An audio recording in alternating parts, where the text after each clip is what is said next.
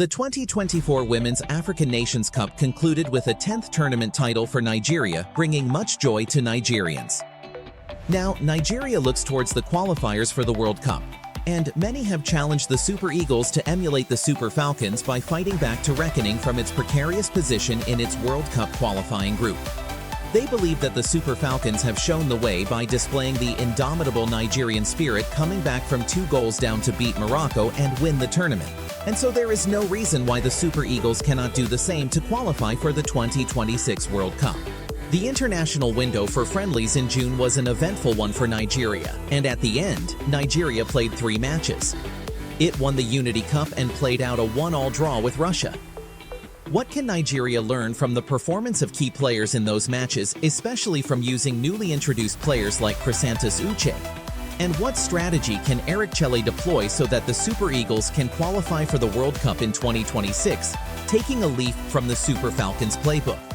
Let's get into it.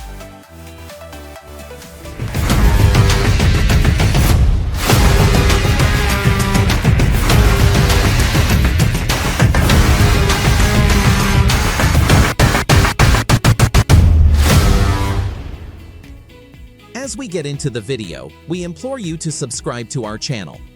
We urge you to keep supporting our channel by subscribing, liking, and sharing our videos as we strive to create a lot more exciting content for your viewing pleasure.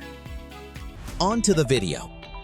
With hope mostly lost that Nigeria could find its way back from its floundering World Cup qualifying campaign, there wasn't much excitement or anticipation towards Nigeria's friendly matches in the June international window, as is usually the case.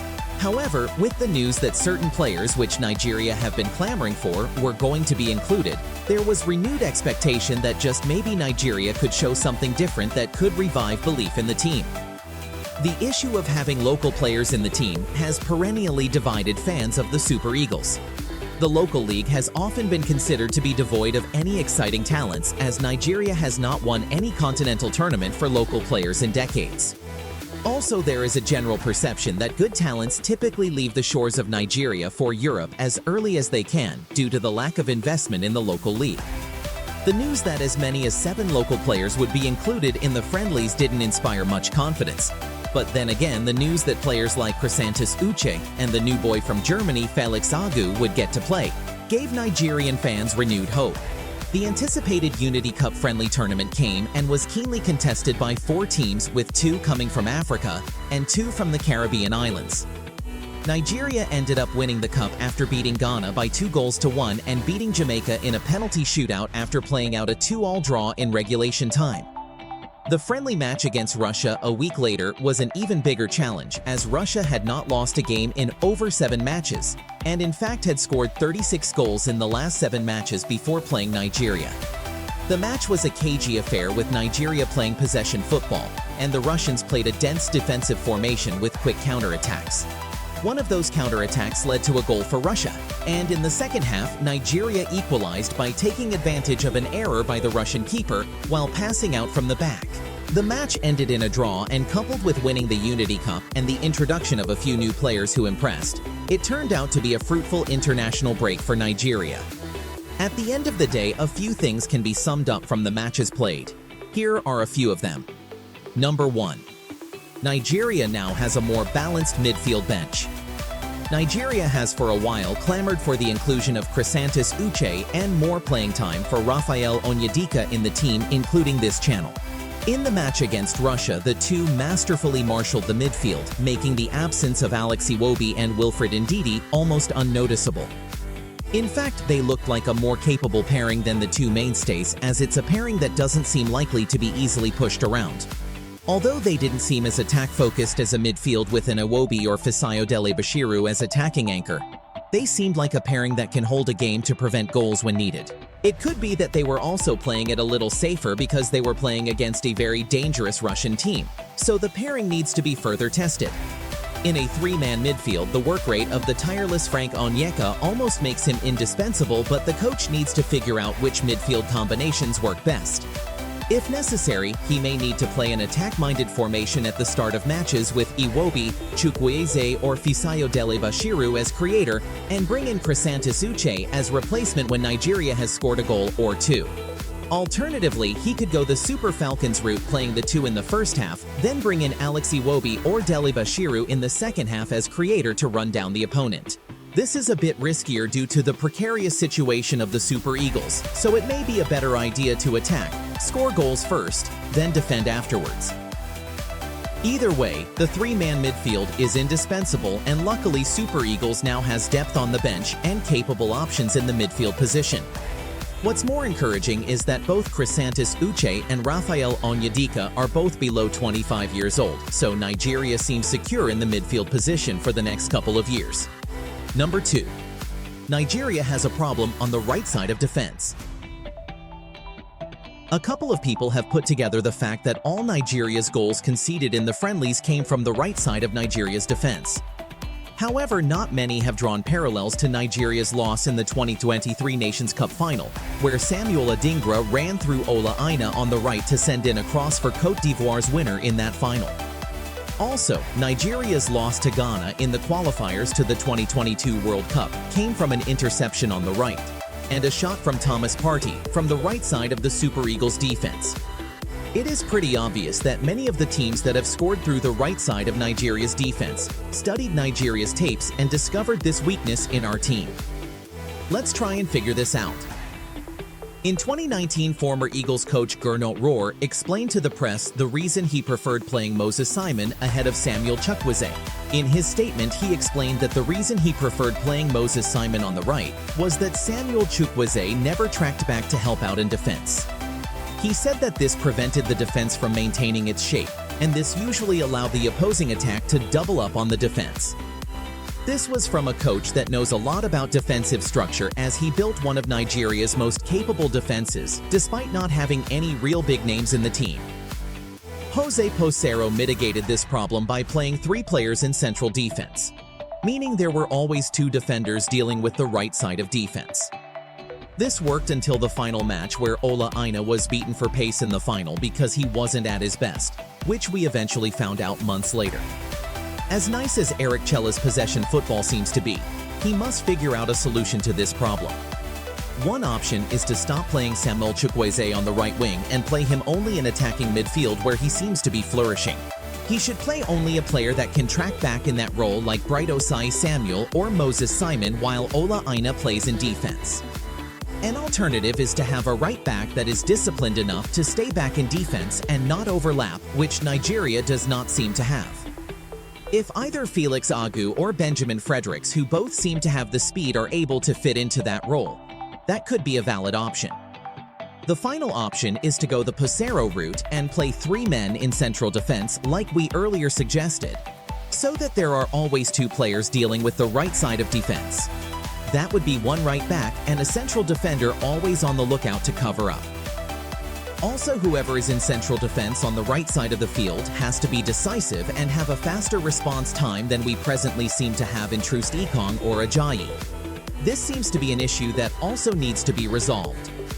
Despite Troost Ekong's good defensive qualities and leadership ability, he occasionally seems to have a loss in concentration that makes him lose his man or make the wrong decision in certain situations, especially in the second half when Nigeria is under pressure. The issue could be mental fatigue, and hence Troost Ekong may need to be deployed only in the first half. In the decisive qualifiers for the World Cup, Eric Chelle needs to explore his options in this area by possibly trying out Igo Ogbu as a replacement for Troost Ekong or Ajayi in the second half to cover for whoever is on the right side of defense. There was recent hope that Chelsea defender Tosin Adarabioyo will commit to Nigeria and play for the Super Eagles in the near future, maybe at the Nations Cup in December.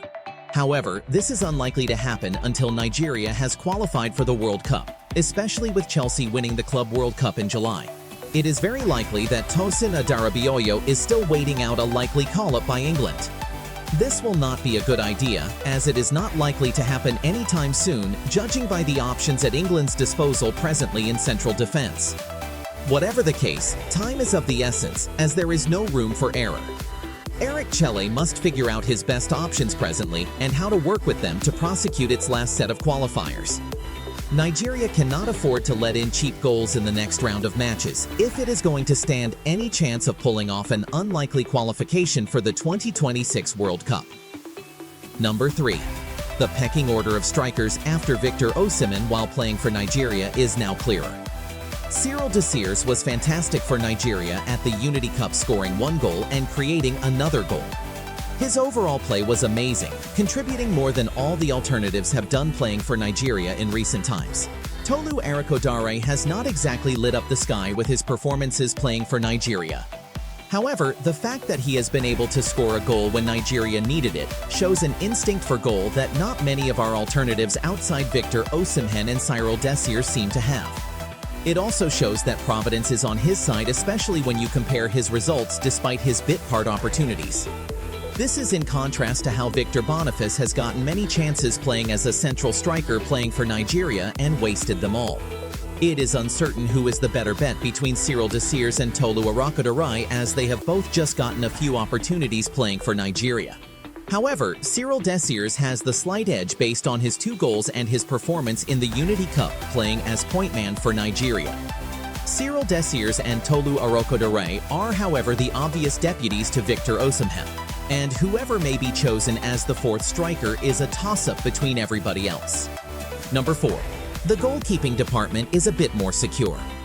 The couple of errors Stanley Nwabali made at the Unity Cup and a few previous matches before, mostly through time-wasting antics, and 1 moment of madness throwing the ball into an onrushing Jamaican player, suggests he has begun to get too comfortable in the number 1 position.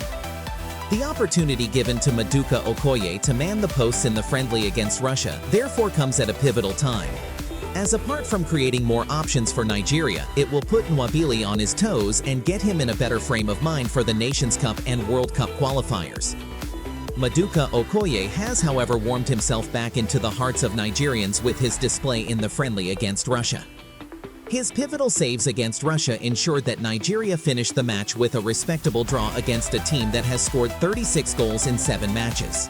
Despite Maduka Okoye's amazing performance against Russia in the Unity Cup, it will be a safer bet to use Stanley Nwabali in the crucial World Cup qualifiers, as he has proven that he can be counted on under pressure. With Maduka Okoye's recent legal challenges, it is uncertain how this could affect his psyche and concentration during the World Cup qualifiers. It hence might be a better bet to wait on handing him the number 1 jersey until Nigeria has qualified for the World Cup and have more friendly matches to try him out as lead goalkeeper. Number 5. The 2025 Nations Cup tournament is going to be a tough one. Besides Nigeria, a few top teams in Africa played friendly matches during the international break with laudable results. African champions Côte d'Ivoire, who beat Nigeria in the 2023 Nations Cup final, played in the Canadian Shield tournament, beating eventual winners Canada in a penalty shootout after playing out a goalless draw. Senegal also beat England by an impressive 3-1 in a friendly match to reignite hopes of being contenders to reclaim the African title they last won in 2021. To further buttress the fact that general playing standards are leveling out across the globe, the Club World Cup threw up a few performances that not many could have imagined years back.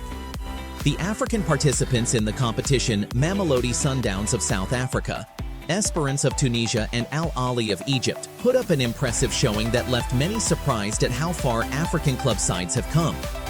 They stood toe-to-toe with the best club sides in the world and didn't seem out of place, pulling off a few surprises along the way.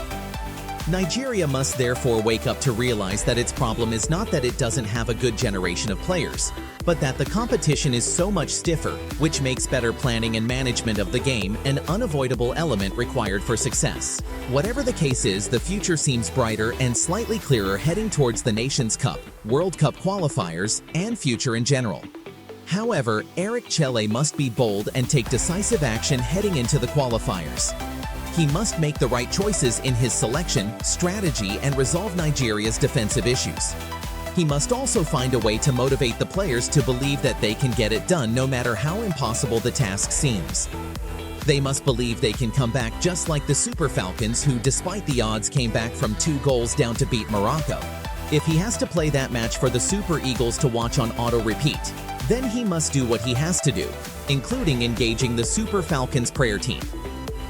Also, if he can stand firm and does not allow any undue influence from the NFF in his selection, then there is hope that Nigeria's flag will fly at the 2026 World Cup in the USA. Thanks for watching. Again, if you like our content, please like, share, and subscribe. Also, please leave a comment telling us your opinion of Nigeria's chances going into the World Cup qualifiers. Do you think Nigeria can still qualify? And do you agree with our summation or have an alternative opinion of what needs to be done? See you in the next video.